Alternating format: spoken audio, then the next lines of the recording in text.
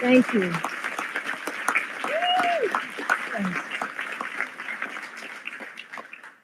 See, Javier, they all showed up for you. Oh, please sit down, please.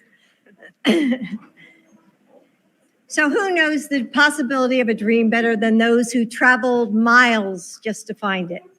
I've seen it over and over again in my community college students, immigrants and refugees, first-generation Americans who take nothing for granted. They show up, they don't complain, and they only ask for one thing in return: the chance to work hard and build a good life for themselves and for their families. That's the promise of America.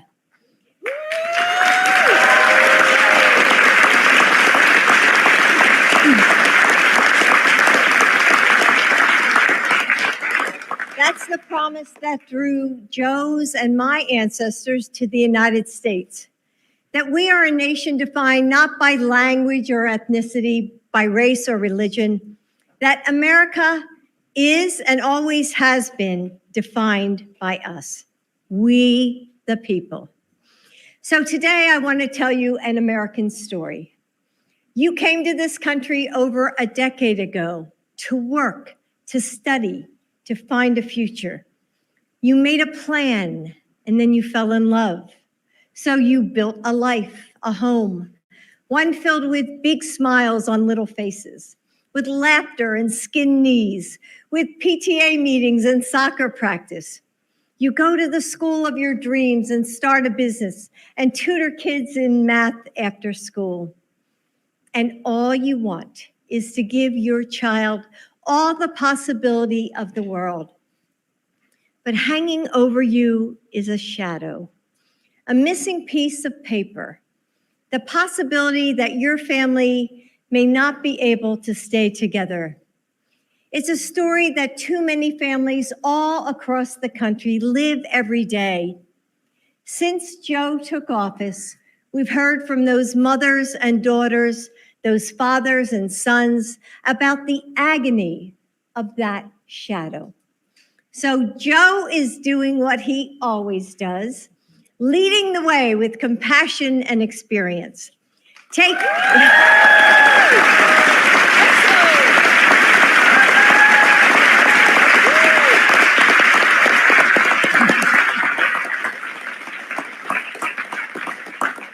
Taking the action of our nation that our nation needs to thrive.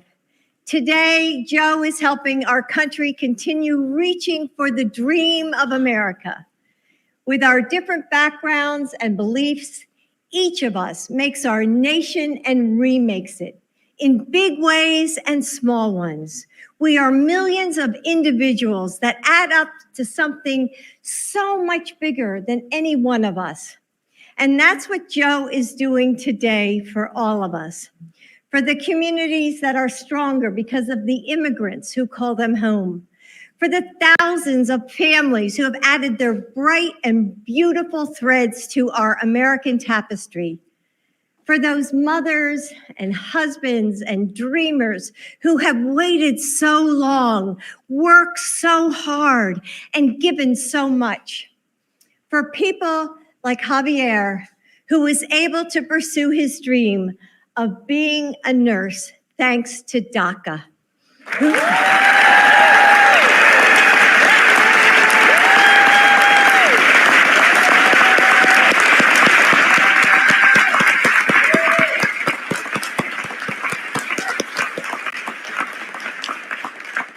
Who saves lives every day, whose family needs him, and who shouldn't have to live in fear. Please help me welcome Javier Quiroz Castro.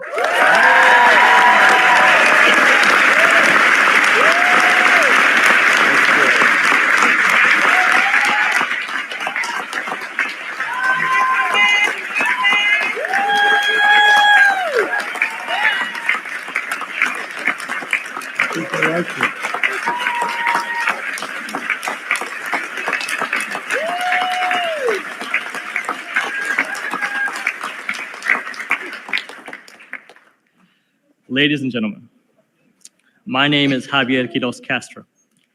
My resilient parents brought me to this country to give me a chance at a better future when I was just 3 years old. I am a dreamer. Growing up undocumented was not easy. Like thousands of other immigrants, my parents endured hard labor in order to provide for the family.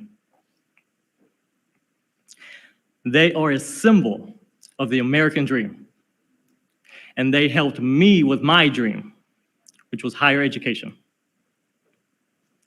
Now I have a beautiful wife, Haley,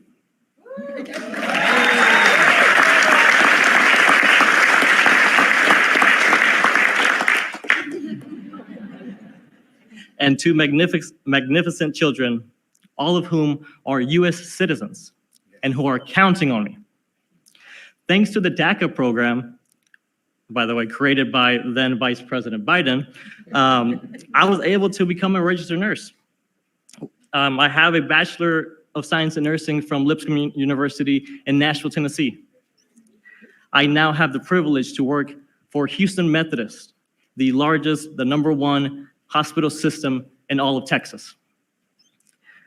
Being a nurse has allowed me to give back to my community while supporting my family, especially during the pandemic.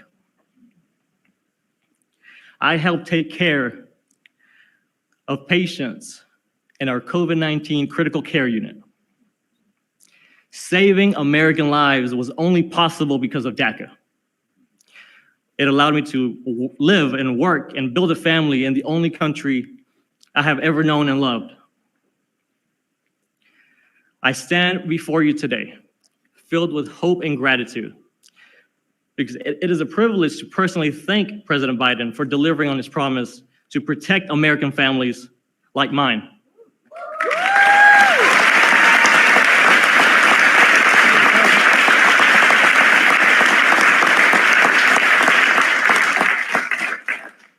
His actions today will prevent hundreds of thousands of families like mine across America from being torn apart, allowing us to continue to contribute to our communities and build a brighter, bigger future for our children. It is now my great honor to introduce the President of the United States, Joe Biden.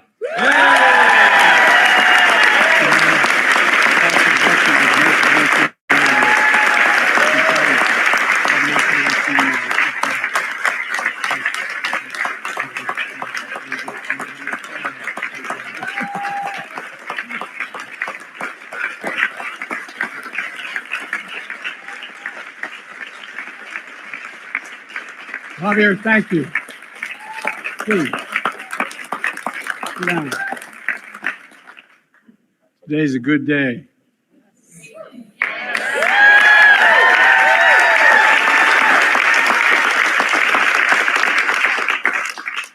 First bill I introduced when I was president, an immigration bill that included this provision, but it never got off the ground. It needed a little more help. But now today, a significant portion of it's being passed, or being by executive order. Javier, thank you for the introduction and for sharing your family story. You know, I've often said, doctors, we've been a significant consumer of healthcare in my family. Spent a lot of time in hospitals for our family, anyway. And I always said that doctors let you live, nurses make you want to live. Not a joke. A lot of time in ICU, a lot of time with my son, a lot of time. And you know, if there's any angels in heaven, they're all nurses, men and women, not a joke. So thank you for what you did, help us get through the pandemic, pal, and for all you're doing for our country.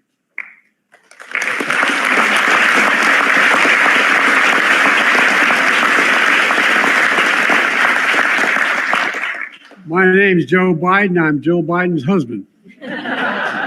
Thanks to all the members of Congress and Homeland Security Secretary. I'm not sure I'm going to introduce you all the way. But all kidding aside, Secretary Mayorkas, as well as Secretary Becerra, and advocates and families for law enforcement, faith leaders, everybody's is here. 2 weeks ago, I did what Republicans in Congress refused to do. I took action to secure our border. That included restricting unlawful crossings at our southern border. making decisions on asylum more quickly, and so much more. And so far, it's working.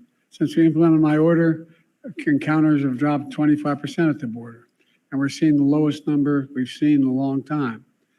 But folks, it took this step after the bipartisan agreement one of the most conservative Republican senators had helped work through in over a 4 or 5 week period, the strongest bipartisan security agreement that's ever been seen.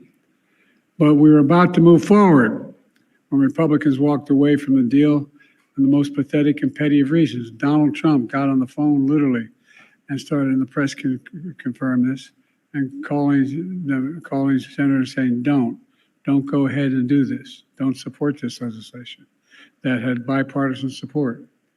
And when you ask why, he said it would hurt him politically and help me instead.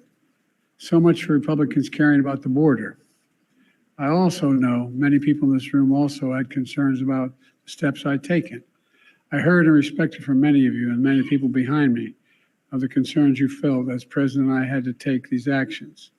Every nation must secure its borders, just that simple. And if Trump and the Republicans wouldn't do it, working with me, then I would do it on my own, and I did.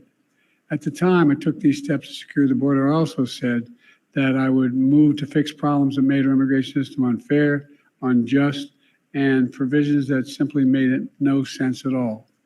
Specifically, steps that will be good for dreamers, married couples, and for Americans. That's why we're here today. A few days ago, we marked the 12th anniversary of taking care of dreamers that President Obama and I put in place. There are a few of these immigration areas that have had most positive impact and gotten more support from the American people across the board. These young people known as dreamers, Hispanics, South Asians, and more, who came to America as children, only know America as their home, have been able to live and learn out of the shadows. So many of them have graduated from high school and college and are starting families on their own, building successful careers, serving our nation in uniform, and so much more. We're much better and stronger nation because of dreamers like Javier, who just introduced me. So today I'm announcing new measures to clarify and speed up work visas to help people, including dreamers, who have graduated from U.S. colleges and universities, landed jobs in high demand, high skilled professions that we need to have grow to see our economy grow. It's the right thing to do.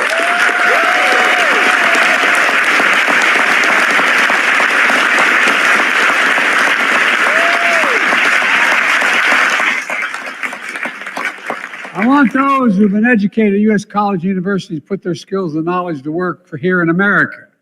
I want to keep building the strongest economy in the world with the best workforce in the world. We've already created 15 million new jobs, a record. We're seeing record economic growth, a record of small business growth. And I doubt why the action we're taking today matters. If you wonder about that, just ask business leaders, ask labor leaders, ask economists, ask elected officials. They know it's good for American business. They know it's good for the American economy. They know it's good for America, period. This step builds on other actions we've taken to support dreamers, from defending dreamers in the courts and expanding access to health care for millions of Americans under the Affordable Care Act, including for dreamers.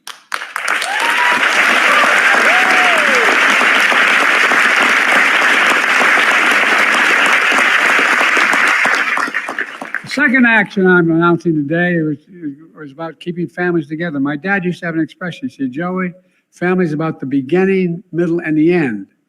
About keeping couples together who are married, where one spouse is a U.S. citizen, the other is undocumented. They've been living in the United States for at least 10 years.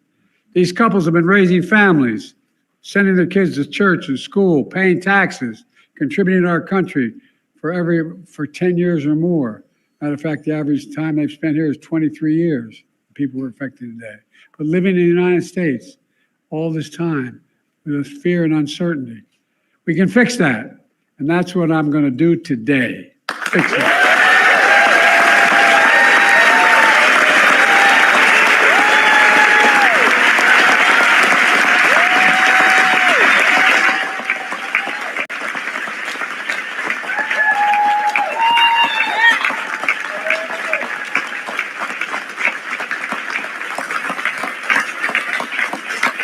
Here's the point.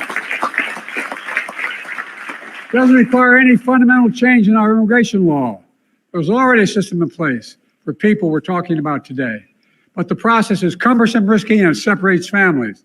Under the current process, undocumented spouses of U.S. citizens must go back to their home country, for example, to Mexico, for example, to fill out paperwork, obtain long-term legal status. They have to leave their families in America with no assurance that they'll be allowed back in the United States. So they stay in America, but in the shadows, living in constant fear of deportation without the ability to legally work. All this, even though under the law today, they're eligible for long-term legal status. Today, I'm announcing a common sense fix to streamline the process for obtaining legal status for immigrants married, to American citizens who live here and lived here for a long time. For those wives or husbands and their children who have lived in America for a decade or more but are undocumented, this action will allow them to file a paperwork for legal status in the United States, allow them to work while they remain with their families in the United States. Let's be clear, this action still requires undocumented spouses to file all required legal paperwork to remain in the United States. It requires them to pass a criminal background checks, and it doesn't apply to anyone trying to come here today. It only applies, this action is a better way.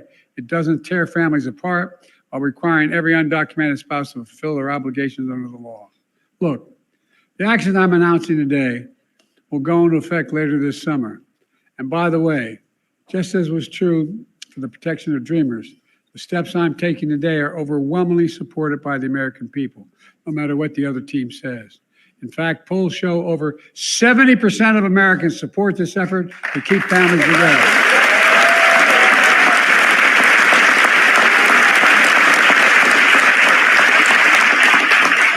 Important. And the reason is simple. It embraces the American principle that we should keep families together.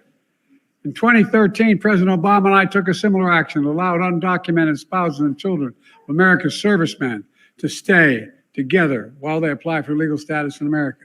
Servicemen protecting our nation should not have to worry about keeping their families together, for God's sake. This policy has been in place for over a decade and is working well, and so will the new one. Look, let me close with this. I refuse to believe that to secure our border, we have to walk away from being in America. For that's generations have been renewed, revitalized, and refreshed by the talent, the skill, the hard work, the courage, and determination of immigrants coming to our country. Look, the Statue of Liberty is not some relic of American history. It still stands for who we are. But I also refuse to believe that for us to continue to be America that embraces immigration, we have to give up securing our border. They're false choices. We can both secure the border and provide legal pathways to citizenship. We have to acknowledge that the patience and goodwill of the American people is being tested by their fears at the border. They don't understand a lot of it. These are the fears my predecessor is trying to play on when he says immigrants, and his words are poison the blood of the country. When he calls immigrants, in his words, animals. When he was president, he separated families and children at the border. And now he's proposing to rip spouses and children from their families and homes and communities and place them in detention camps. He's actually saying these things. It's hard to believe it's being said, but he's actually saying these things out loud. And it's outrageous. Folks, I'm not interested in playing politics with the border or immigration. I'm interested in fixing it. I said it before.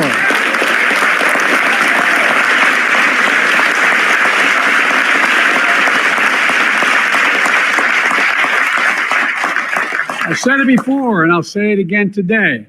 I will work with anyone to solve these problems. That's my responsibility as president. That's our responsibility as Americans. Because the simple truth is, there's not a single damn thing we can't do if we put our minds to it. We got to remember who in the hell we are.